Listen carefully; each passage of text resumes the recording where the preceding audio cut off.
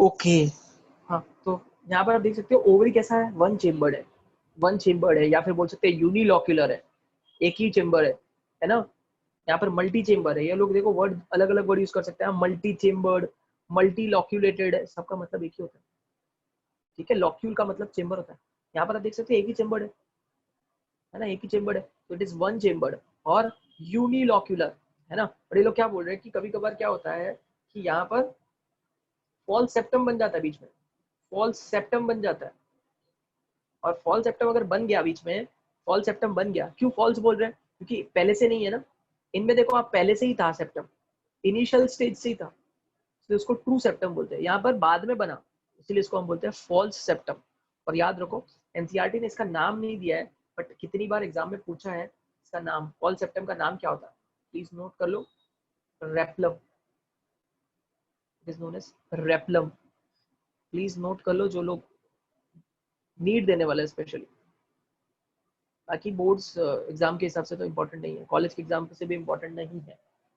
ठीक है, जो लोग स्पेशली नीट देने वाले हैं उन लोग ध्यान रखो कि आपको पूछ सकते हैं कि रेपलम कौन से वाले प्लासेंटेशन में होता है, पैराइटल प्लासेंटेशन में। एक्चुअली रेपलम क्या है, फॉल सेप्टम है, फॉल सेप्टम है। ठीक है, स्पेलिंग मैंने लिख लिया यहाँ पर, रेपलम बोलते हैं उसको। ओके, इन्होंने एनसीईआरटी वालों ने नाम नहीं दिया बट क्वेश्चन पूछा है, इसलिए मैंने बता दिया। क्या लिखा है, over is one chambered but it becomes two chamber due to formation of false septum. हो सके तो एनसीईआरटी अगर आपके पास है तो जहां फॉल सेप्टम लिखा है उसके नीचे ही आप ब्रैकेट में लिख लो it is replum. Example is mustard and argemone, mustard and argemone. Exam में ये भी क्वेश्चन आ सकता है, रेपलम इज प्रेजेंट इन, और लोग पैराइटल प्रेजेंटेशन नहीं देके नीचे एग्जाम्पल दे देंगे, आर्जिमोन मस्टर्ड ऐसे एग्जाम्पल दे देंगे, तो वहां पर आपको आंसर एग्जाम्पल के फॉर्म में भी पूछ सकते हैं। Answer is mustard and argemone. ठीक है, ओके। अब आप ध्यान से देखो, देखो एक्साइल प्लासेंटेशन और ये जो डी वाला है यानी फ्री सेंट्रल, जो हम पढ़ रहे हैं अभी वो है फ्री सेंट्रल। इसमें क्या डिफरेंस है, सिर्फ एक ही डिफरेंस है, इसमें सेप्टम नहीं है ना। इसमें भी प्लासेंटा कैसा है, एक्सियल, प्लासेंटा तो अभी भी एक्सियल ही है ना, एक्सियल ग्रो हो रहा है प्लासेंटा, और ओव्यूल्स उसके ऊपर ही डेवलप हो रहे हैं। बट हमारी इसमें जो ओवरी है वो कैसी है, वो वन चेम्बर्ड है या फिर यूनिलॉक्यूलर है।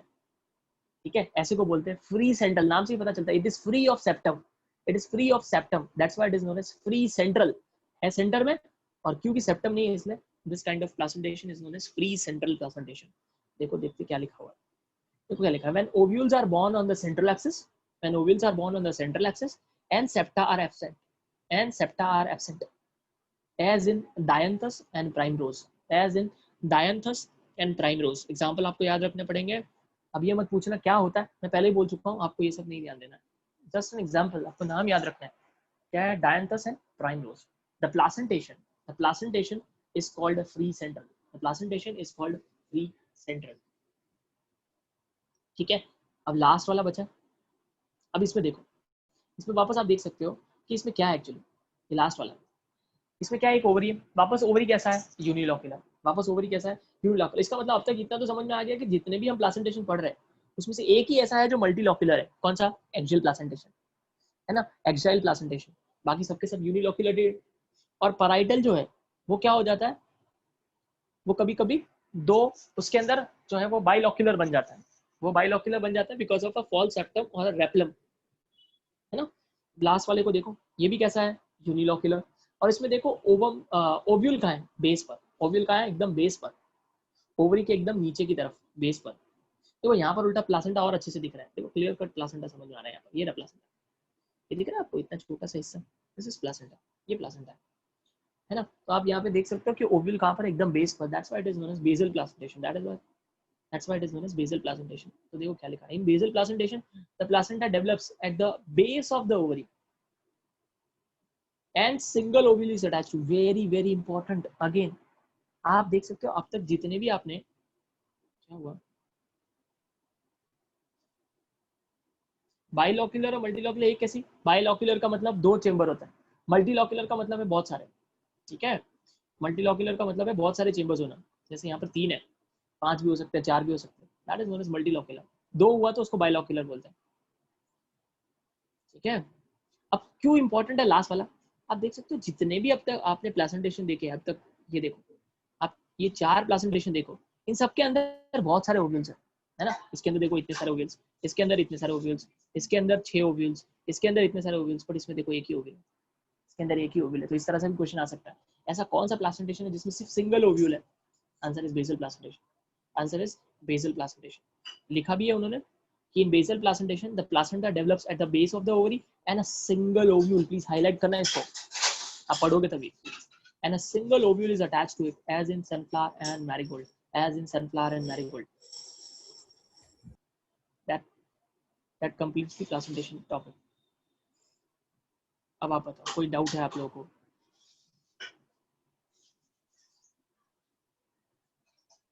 Please reply. No sir. No sir. ठीक है, इतना समझ में आ गया, मैंने पूरा कवर किया, एक बार रीड करो चलो प्रेजेंटेशन, और डायग्राम के साथ, डायग्राम को भी देखो अच्छे से, इसलिए मैं ऐसा रख रहा हूँ, में डायग्राम से भी क्वेश्चन आए। इतना हो जाए तो मुझे बता देना, मैं आगे शिफ्ट कर दूंगा पेज को।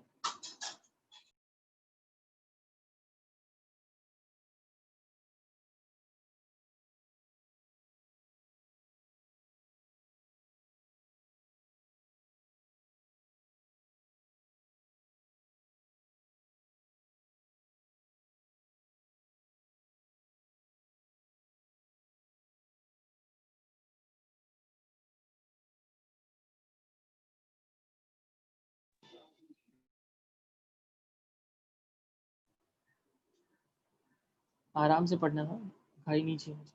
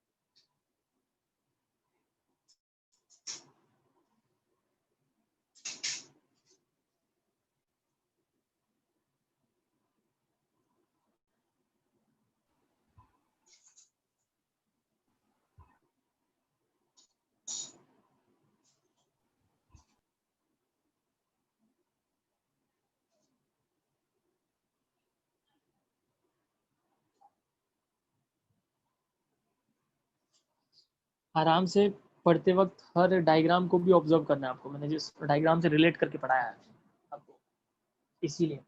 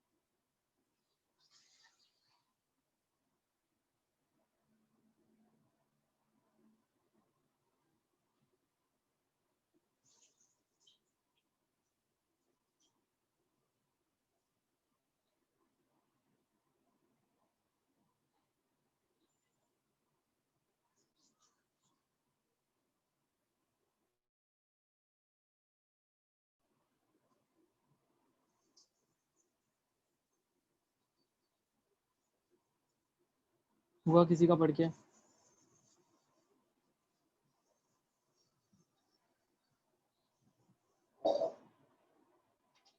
बाइलॉक्यूलर, बाइलॉक्यूलर, पैराइटल, पैराइटल जो है वो बाइलॉक्यूलर हो जाता है ना, लिखा है ना उन्होंने, बिकॉज ऑफ फॉल सेप्टम। इसका नाम भी बताया था मैंने, फॉल सेप्टम का नाम क्या है, रेपलम।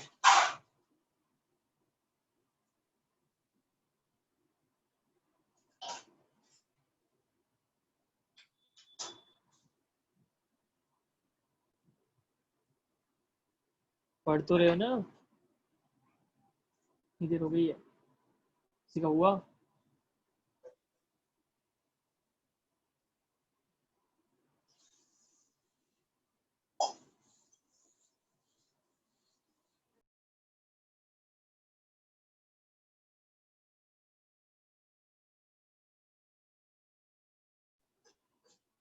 चलो ठीक है, काफ़ी टाइम दे दिया मैंने आपको, आई होप आपने पढ़ लिया होगा। वापस घर पे जाके एक बार इसको पढ़ना, प्रेजेंटेशन को, डायग्राम्स को देखना, रिलेट करना, ठीक है, तो आपके दिमाग में बैठेगा। ठीक है, चलो ये वाला भी पढ़ लो, इतना बचा है। बेसल प्रेजेंटेशन में मैंने किस पे ज़्यादा स्ट्रेस दिया, सिंगल ओव्यूल पे, ध्यान देना, डायग्राम में भी क्लियर दिख रहा है वो। एक ही ऐसा प्रेजेंटेशन जिसमें सिर्फ सिंगल ओव्यूल है, बाकी सब में तो बहुत सारे हैं, वो यूनिक बनना होता है इसको।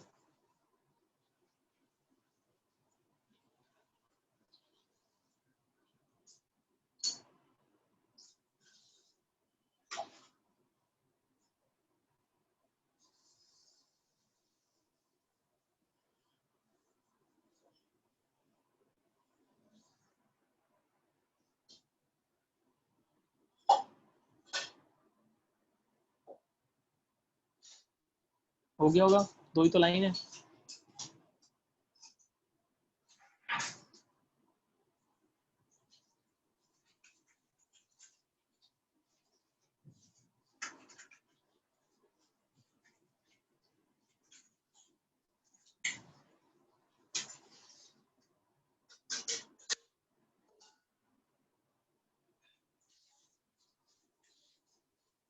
हो गया पढ़ के?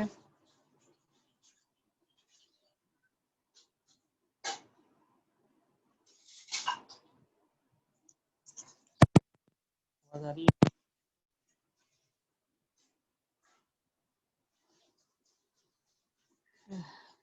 चलो ठीक है, आगे बढ़ते हैं। नेक्स्ट टॉपिक है fruit, very important again fruit topic. एक चीज़ बता देता हूँ मैं आपको, देखो एक टॉपिक ऐसा है, एक नहीं दो टॉपिक ऐसे हैं जो इस चैप्टर में से बाहर आने के चांसेस बहुत हाई है। ठीक है, एक तो ये रहा, ठीक है, इसमें सिर्फ इतना सा दिया है फ्रूट के बारे में। मैं आपको बता दूं, फ्रूट काफ़ी कॉम्प्लिकेटेड है, फ्रूट वाला टॉपिक काफ़ी कॉम्प्लिकेटेड है, और बहुत ज़्यादा चांसेस है होता है कि इस वाले टॉपिक में से वो लोग क्वेश्चन नहीं पूछ के बाहर से ही पूछते ज़्यादातर। तो फ्रूट एक ऐसा टॉपिक है जिसमें से बाहर से क्वेश्चन आता है, और एक दूसरा और टॉपिक जिसमें से बाहर से क्वेश्चन आता है वो है इनफ्लोरेसेंस, जो मैं आपको ऑलरेडी पढ़ा चुका हूँ, इनफ्लोरेसेंस। ठीक है, तो वो मैं आपको एक्स्ट्रा पढ़ाने वाला हूँ, बट अभी नहीं, लास्ट में चैप्टर खत्म होने के बाद। ठीक है, चैप्टर खत्म होने के बाद हम वो पढ़ेंगे, तो अभी तो फिलहाल यही मैं पहले ही बता रहा हूँ, आप नोट कर सकते हो। दो टॉपिक ऐसे हैं इस चैप्टर में जहाँ से बाहर से क्वेश्चन आ सकता है, बाकी अगर हमने वो भी कंप्लीट कर दिया ना, तो हो ही नहीं सकता कि आपका तो इसके वजह से मार्क्स रह जाए। अगर आपने अच्छे से पढ़ा है, मैं जो एक्स्ट्रा पढ़ाने वाला हूँ इन्फ्लोरेसेंस ऑफ फ्रूट के बारे में, उतना पढ़ लिया, इम्पॉसिबल कि क्वेश्चन आया और आपने अटेम्प्ट नहीं कर पाए, अगर आपने अच्छे से पढ़ा है तो। ठीक है, तो ये दो टॉपिक बाहर से आते हैं। चलो अभी तो यही पढ़ लेते हैं। ओके, तो क्या लिखा है आपको पहले ही बता चुका हूँ। फ्रूट क्या होता है, राइपेंड ओवरी, है ना। आफ्टर फर्टिलाइजेशन, फर्टिलाइजेशन होने के बाद जो ओवरी होता है वही कन्वर्ट होता है किसमें, फ्रूट में।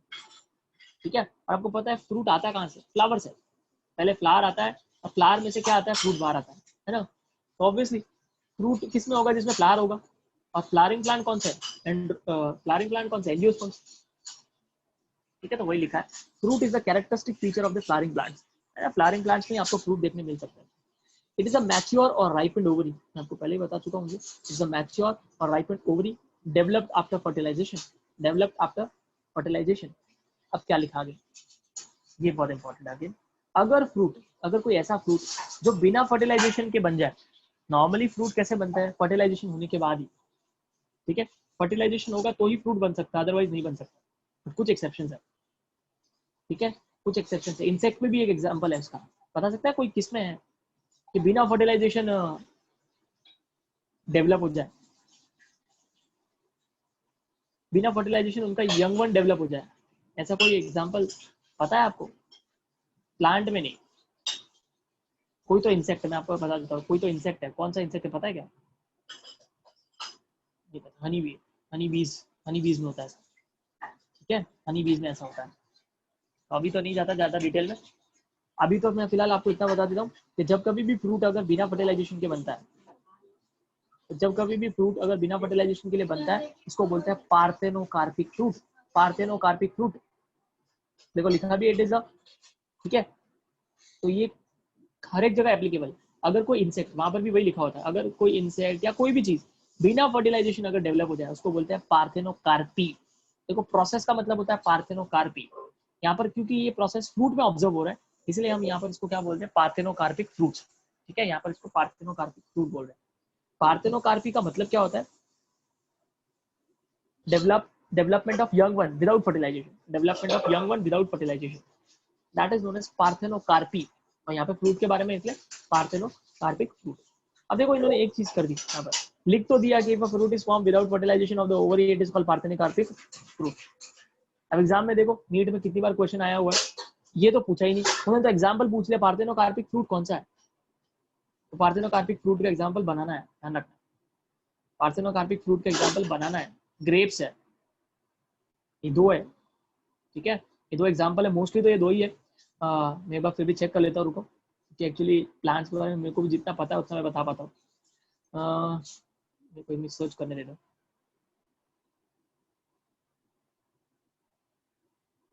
ठीक है, एग्जाम्पल है क्योंकि आया हुआ एग्जाम।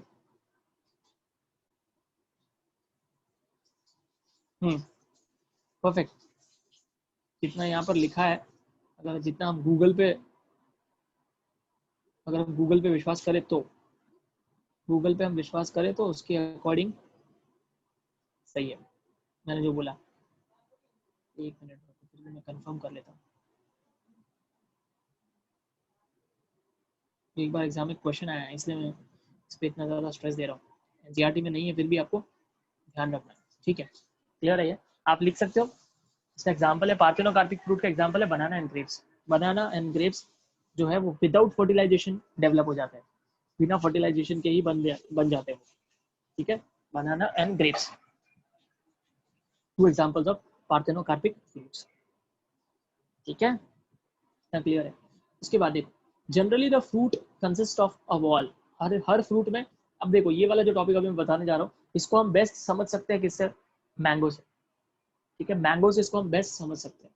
देखो मैंगो के ऊपर जो स्किन होती है, स्किन, अब मैं आपको समझा रहा हूँ, ध्यान से सुनना। मैंगो के ऊपर जो स्किन होती है, जो ऊपर वाला हिस्सा होता है, जो विजिबल पोर्शन है, ठीक है, उसको हम क्या बोलते हैं? उसको हम बोलते हैं epicarp, that is known as epi. Epi means बाहर, ध्यान रखना, एंडो मींस अंदर, मीजो मींस बीच में, है ना, एपी मींस बाहर, एंडो मींस अंदर, और मीजो मींस बीच में। अब ध्यान से सुनना मैं जो बोल रहा हूँ। आपको अगर मैं किसी को पूछूं कि मैंगो की सीड कहाँ है, आप सब लोग सोचोगे जो गुठली होती है, अगर मैं लेमन लैंग्वेज में बोलूँ तो सब लोग सोचेंगे वही सीड है, वो सीड नहीं है, सीड उसके अंदर होता है। आप कभी भी अगर किसी ने देखा है तो उसको ऐसा बजा के देखना, आपको उसके अंदर साउंड मिलेगा, उसको ऐसा बजा के देखो तो एक्चुअली सीड उसके अंदर होता है, सीड वो नहीं है, सीड वो नहीं है, वो सीड नहीं है। ओके, तो अब मैंगो को समझते हैं थोड़ा डिटेल में। जो मैंगो की स्किन होती है, जो बाहर से विजिबल होती है, that is known as epicarp.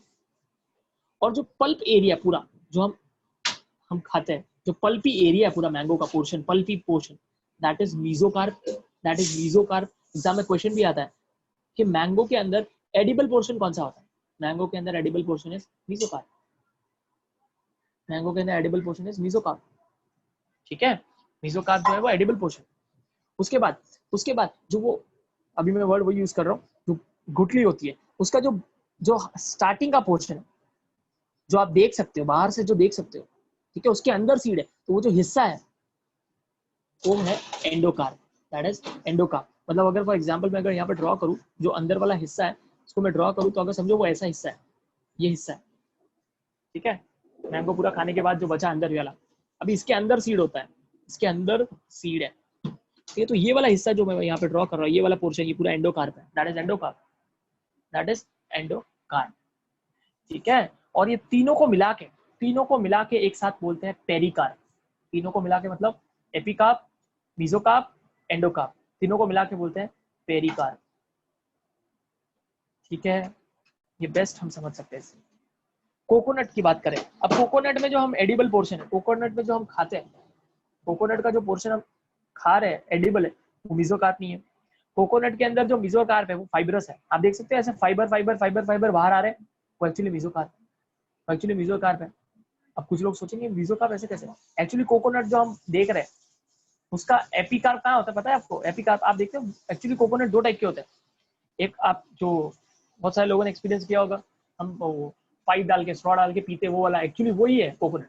तो उसके अंदर जो हार्ड पोर्शन होता है, आप देखो ग्रीनिश पोर्शन जो एकदम हार्ड होता है, जिसको वो लोग फोड़ के फिर उसके अंदर से पानी पीते हैं हम, वो जो हार्ड पोर्शन है ना बाहर का ग्रीनिश पोर्शन, वो एपिकार्प है उसका, वो एपिकार्प है।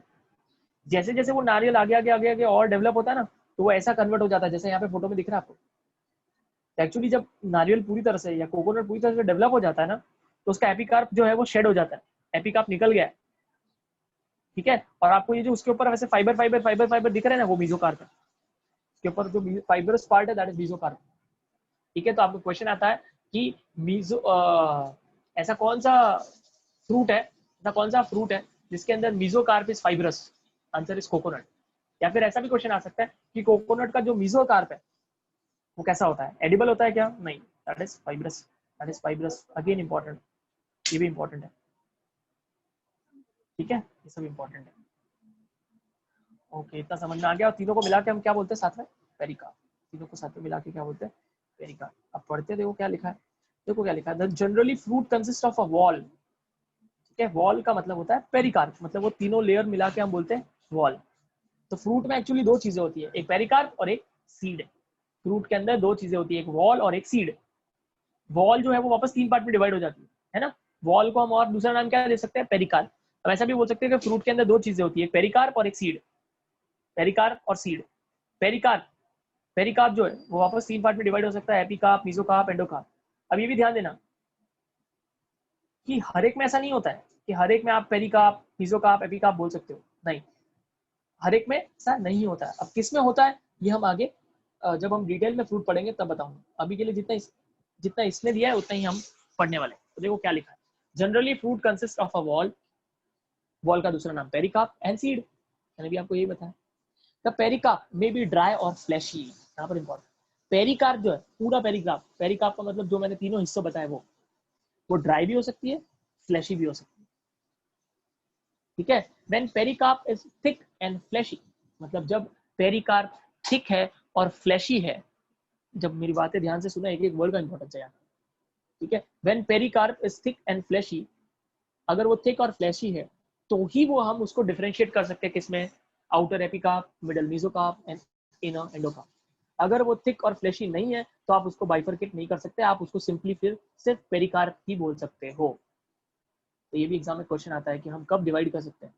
तभी डिवाइड कर सकते हैं जब पेरिकार्प थिक एंड फ्लैशी है, अदरवाइज हम डिवाइड नहीं कर सकते। ठीक है, तो अब वापस पूरा पढ़ रहा हूँ मैं। Generally the fruit consist of a wall or pericarp and seed. The pericarp may be dry or fleshy. When pericarp is thick and fleshy, it is differentiated into outer epicarp, middle mesocarp, and inner endocarp. इतना समझ में आया आप लोगों को? Yes, सो sir. तो नहीं गए, कुछ लोग सो गए होंगे मुझे लग रहा है, क्योंकि ऐसा मेरा एक्सपीरियंस है। सोए क्या?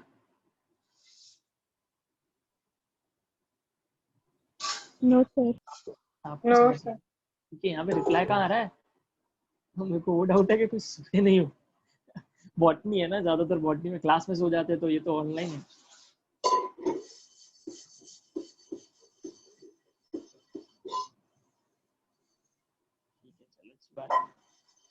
चलो एक बार ये पढ़ लो और थोड़ी देर रुक जाते 2 मिनट, फिर वापस कंटिन्यू करेंगे।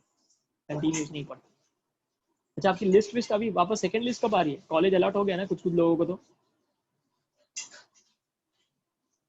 सेकंड लिस्ट कब आने वाली है?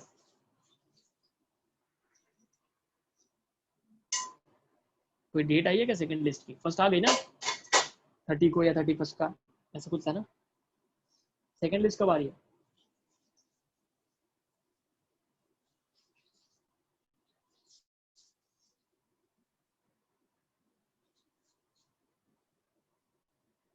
ओके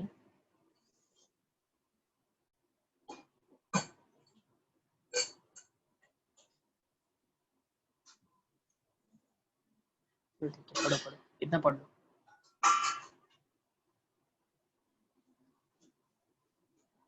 अच्छा एक और बात है, बीच में इंटरप्ट कर रहा हूँ, इसके पहले कोई लेक्चर था क्या आप लोगों का आज, और कोई लेक्चर था?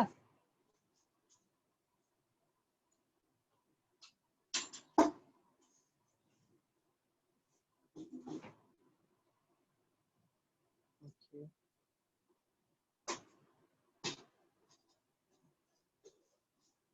चलो अच्छी बात है, लेक्चर नहीं था फिर तो फ्रेश होने चाहिए,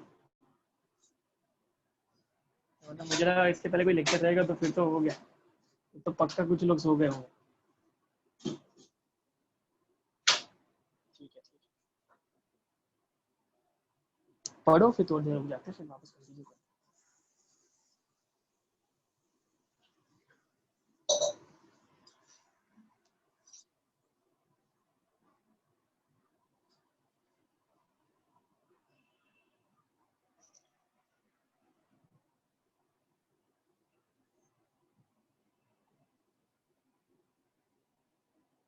ट्वेंटी सिक्स पे चालू करूंगा मैं पढ़ा, ठीक है। 6:24 हुआ है, 2 मिनट रुकता है, 6:26 पे मैं स्टार्ट करूंगा, तब तक आप पढ़ भी सकते हो, ठीक है। और इसमें सबसे ज्यादा इंपॉर्टेंट कुछ है तो वो पार्थेनोकार्पिक, और मैं आपको बोल रहा हूँ, अगर आपने बुक खरीदी है तो प्लीज आप वहाँ बाजू में लिख लेना इसके example, banana and grapes, banana and grapes की एग्जाम्पल है, ठीक है। और पार्थेनोकार्पिक क्या होता है वो भी ध्यान रखो, ठीक है।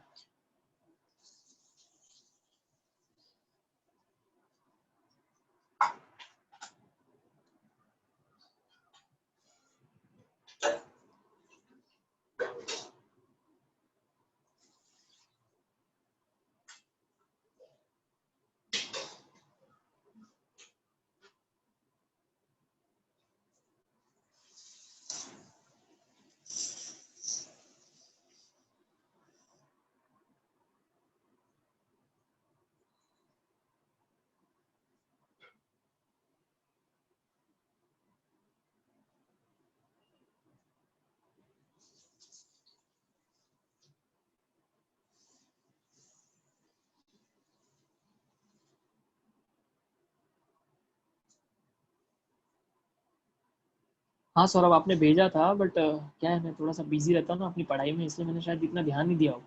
मैंने देखा तो था, ठीक है, मैं जब देखूंगा अच्छे से तो मैं आपको बता दूंगा। क्या पूछना था वैसे आपको उसमें? मैं एक्चुअली व्हाट्सएप के रिप्लाईज नहीं कर पाता स्टूडेंट्स को ज़्यादातर, तो अगर आप लोगों को किसी को बुरा लगे तो समझ जाना, मोस्टली मैं नहीं रिप्लाई करता, नहीं कर पाता एक्चुअली, आप समझ जाओ। अगर आपको कुछ पूछना रहेगा कुछ बहुत ही ज़्यादा है तो ठीक है, मोस्टली मैं रिप्लाई नहीं कर पाता,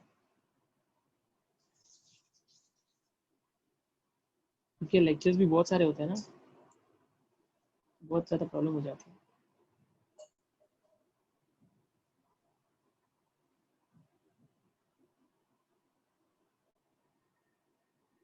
ओके ओके ठीक है ना, इतना जल्दी वो सब जरूरत नहीं है सर, अब पहले पढ़ो एनालिसिस, ठीक है, पहले पढ़ो उसके बाद देखेंगे हम सब, ठीक है। एनालिसिस ठीक है, ऐसे तो मैं बोल रहा हूँ ना आपको, ऑलमोस्ट सभी चैप्टर इंपॉर्टेंट है, बायोलॉजी तो सभी इंपॉर्टेंट है, कुछ भी मत छोड़ के जाना। अब कुछ लोगों को ऐसा भी लगता होगा अरे क्या है, सब प्लांट है क्या, कौन पढ़ेगा इसे, कुछ नहीं कर सकते, पढ़ना पड़ेगा आपको, अगर मेडिकल फील्ड में जाना है तो पढ़ना तो पड़ेगा ही।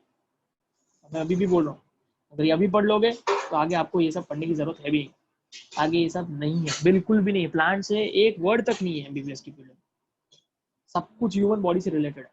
यही एक थोड़ा सा प्रॉब्लम होता है, ये एक बार बॉटनी पढ़ना पड़ेगा, 2 साल अगर आप अच्छे से बॉटनी पढ़ लोगे बस, उसके बाद ज़्यादा ज़रूरत है ही नहीं,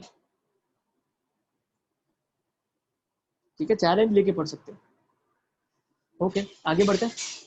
तो मैंने आपको बता दिया, जब जब फ्रूट फ्लैशी और थिक होगा तो उसका जो पेरिकाप है, अगर फ्रूट फ्लैशी और थिक नहीं हुआ तो पेरिकाप पेरिकाप ही रहेगा, और अगर फ्लैशी और थिक हुआ तो पेरिकाप 3 पार्ट में डिवाइड हो जाएगा, outer epicarp, middle mesocarp and inner endocarp, ये भूलना बिल्कुल भी मत। और एनसीईआरटी में बेस्ट 2 एग्जांपल ही दे रखे हैं, मैंगो एंड कोकोनट, ठीक है, बट इसके बहुत ज़्यादा बड़ा क्लासिफिकेशन है, मैं आपको बोल रहा हूँ, कम से कम 3-4 पेज का बड़ा क्लासिफिकेशन है इसका, और उसको याद करना भी कोई आसान नहीं है। इसलिए मैं बाकी सब लोगों को, जो लोग नीट स्पेशली है उनके लिए ही वो लेक्चर अरेंज करेंगे, वरना बाकी लोगों का क्या फालतू में हेडेक, कोई मतलब नहीं है। सही बोल रहा हूँ, स्पेशली जिनको नीट देना है उनके लिए ही मैं बोलने वाला हूँ, बताने वाला हूँ, ठीक है। कि बाकी लोगों के लिए हेडेक हो जाएगा, क्या ये सब ऐसा हो जाएगा, और वो आपके एग्जाम में भी इंपॉर्टेंट नहीं है, कॉलेज के एग्जाम में भी। ओके, अब देखो इसमें मैंगो और कोकोनट।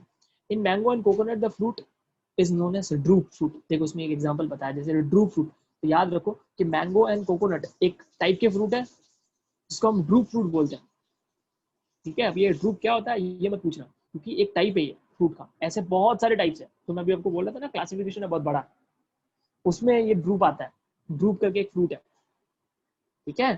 तो अभी के लिए याद रखो कि ड्रूप फ्रूट के एग्जाम्पल क्या है, कोकोनट एंड मैंगो, ठीक है। Okay. उसके बाद they develop from monocarpellary superior ovaries and are one seeded. Very important, very very very very important. Again इसको एक्चुअली उनको ब्लैक पोर्शन में देना चाहिए था, ये वर्ड पूरा सेंटेंस। आप प्लीज इसको हाईलाइट करके रखना, किससे डेवलप हो रहा है। आपको एग्जाम में क्वेश्चन आ सकता है, ड्रूप फ्रूट जो होता है उसमें कार्पेल्स कितने होते हैं, वन लिखा उन्होंने, develop from monocarpellary, mono means one.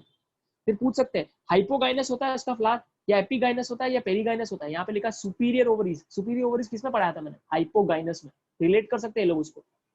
Superior ovaries किस पे थे, हाइपोगाइनस में, तो ओवरी सुपीरियर है। And are one seeded, and are one seeded मतलब इसमें एक ही सीड है, इनमें एक ही सीड होता है, ठीक है। ओके, उसके बाद तो ये लाइन हाईली इंपॉर्टेंट लाइन है, पहले ही बोल रहा हूँ मैं आपको, ठीक है। इसके बाद क्या लिखा है, mango the pericarp is well differentiated. Mango एक ऐसा है जिससे, जिसके अंदर पेरिकार्प काफी वेल डिफरेंशिएटेड है, आसानी से पता चल जाता है। बाकी फ्रूट्स में आपको इतना समझ में नहीं आएगा कहाँ पेरिकार्प है, कहाँ एंडोकार्प है, कहाँ एपिकार्प है, ठीक है। In mango the pericarp is well differentiated into an outer thin epicarp, middle fleshy edible, है ना, मिडल फ्लैशी एडिबल, हम खाते हैं उसको, mesocarp, and inner stony hard endocarp. Stony hard होता है, पता है ना, हार्ड होता है एकदम। In coconut which is also drupe, which is also a drupe, the mesocarp is fibrous। वही मैं आपको पढ़ा था, और इसका कितनी बार क्वेश्चन आया हुआ है, ठीक है। कोकोनट में यही, कोकोनट में यही मीजोकार्प, मैंगो में जो मैंगो में मीजोकार्प जो है वो फ्लैशी है, वही कोकोनट में फाइब्रस है, फाइब्रस है, ठीक है। इतना समझ में आया मैंने क्या बोला, मैसेज नहीं है, ऐसे बोल के बताओ, क्योंकि मुझे डाउट है सोए नहीं हो, समझ में आया Yes, इतना। sir. Yes, sir. Yes. Okay okay, ठीक है, अच्छी बात है। एक बार हमारा ये चैप्टर हो जाएगा, फिर हम वापस कोई एनिमल्स से चैप्टर करने वाले हैं, हम एनिमल्स से रिलेटेड वापस कोई चैप्टर करेंगे। तो ऐसे ही मेरा रहने वाला है, एक ये फिर एक ये, ताकि ऐसा नहीं होना चाहिए सारा इंटरेस्टिंग पार्ट एक साथ हो जाए, सारा बोरिंग पार्ट एक साथ हो जाए, इसलिए। ओके, रीड करो इसको फटाफट, देखो कोई वर्ड नहीं समझ में आया तो यहीं पे हम रोकने वाले, पहले इतना पढ़ लो, और अगले क्लास में मैं आपको यहाँ तक पूछूंगा बीच में से कुछ भी। मैं किसी दिन भी पूछ सकता हूँ, ऐसा नहीं है कि मैं बोलता हूँ ऐसा हो कि हर क्लास में मैं अगली क्लास में पूछूंगा पूछूंगा, किसी दिन भी मैं पूछ सकता हूँ। अगर आपको आंसर नहीं आ रहा, फिर आपका इंप्रेशन डाउन हो रहा है, इसका मतलब आप नहीं पढ़ रहे हो, और यही समझ में आता है फिर टीचर को वहीं से क्या आगे होने वाला है।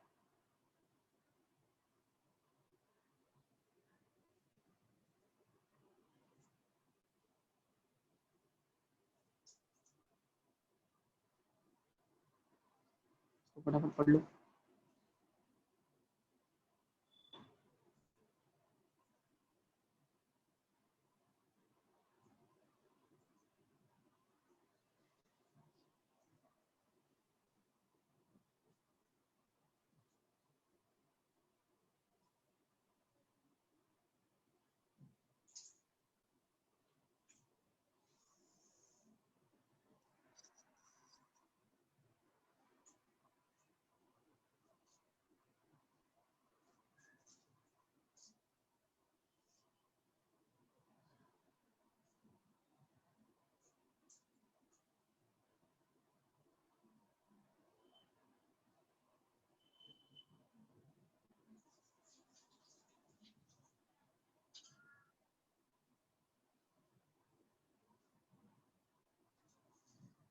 हो जाए तो मुझे बता देना, क्या मैसेज से नहीं वापस।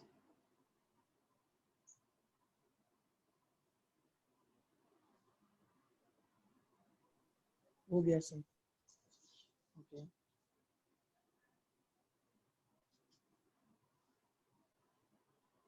ठीक है, तो समझ में आ गया यहाँ पर कि मैंगो और कोकोनट एक टाइप के फ्रूट होते हैं जिनको हम ड्रू फ्रूट बोलते हैं।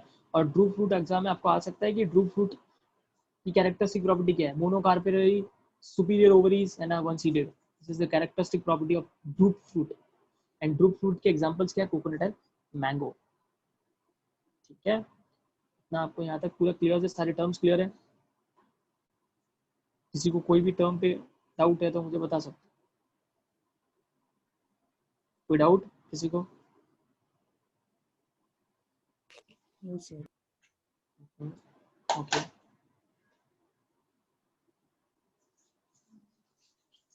ठीक है, तो यहाँ तक वापस आप पढ़ के रखोगे। अभी कितना बचा हमारा ये चैप्टर? ठीक है, सीड्स तो फैमिलीज आ जाएंगे, सोलानेसी नहीं वाला, लिलियस खत्म होने वाला ऑलमोस्ट।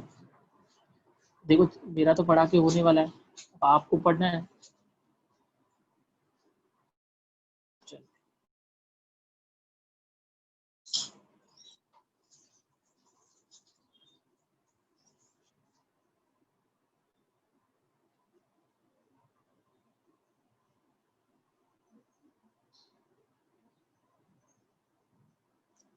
क्या हुआ, आवाज नहीं आ रही है क्या? हेलो,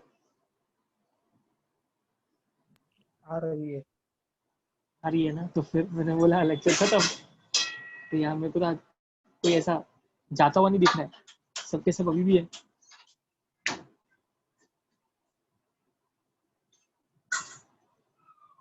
सो तो नहीं है इसमें से कुछ। ठीक है चल, बाय।